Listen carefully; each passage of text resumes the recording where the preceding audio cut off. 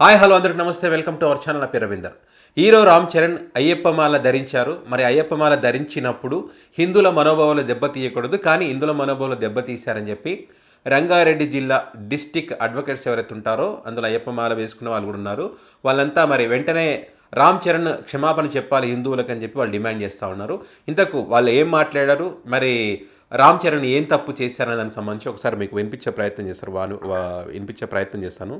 వారి మాటల్లోనే వినండి, వాళ్ళు ఏం మాట్లాడారో. స్వామి శరణం స్వామి. గత కొన్ని రోజుల క్రితము పవిత్రమైన అయ్యప్ప మాల ధరించినటువంటి సినీ హీరో రామ్ చరణ్ తేజ గారు నిన్న కడపలోని అమీన్పుర దర్గాలో పవిత్రమైన అయ్యప్ప మాలలో సందర్శించడాన్ని యావత్ హిందూ సమాజము, యావత్తు అయ్యప్ప భక్తులను దీన్ని తీవ్రంగా ఖండిస్తున్నాము. స్వామి రామ్ చరణ్ గారు, మీరు ఎవరి కోసమన్నా ఎక్కడికన్నా ఏ దర్గాలకన్నా వెళ్ళండి, మేము దానికి వ్యతిరేకం కాదు.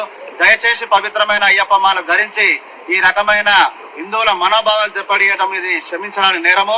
ఈ యొక్క రామ్ చరణ్ తేజ గారికి మేము ఒకటే విజ్ఞప్తి చేస్తున్నాము. స్వామి, మీరు వెంటనే మీ యొక్క మాలను తీసివేసి ఆ యొక్క అయ్యప్ప స్వామిని దర్శించి నాకు తప్పైంది క్షమించమని కోరుకోవాలని చెప్పి విజ్ఞప్తి చేస్తున్నాము.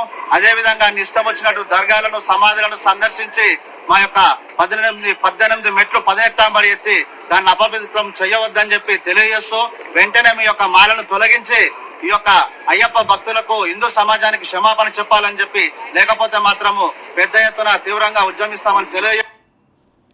సో ఇది కడపలో ఉన్న అమీన్పూర్ దర్గాను అయ్యప్ప మాలలో రామ్ చరణ్ దర్శించారని చెప్పి, ఆ రకంగా మాలలో ఉండి అలా దర్గాను దర్శించకూడదు, హిందువుల మనోభావాలను దెబ్బతీసినట్టు అవుతుంది. కాబట్టి వెంటనే ఆ మాల తీసేసి అయ్యప్ప స్వామిని దాన్ని దర్శించుకొని అక్కడికి వెళ్ళి క్షమాపణ కోరండి, లేకపోతే మాత్రం తీవ్రంగా ఉంటాయి పరిస్థితులు అని చెప్పి వీళ్ళు చెప్తా ఉన్నారు. మరి రామ్ చరణ్ ఏ రకంగా స్పందిస్తారని మాత్రం చూడాల్సిందే.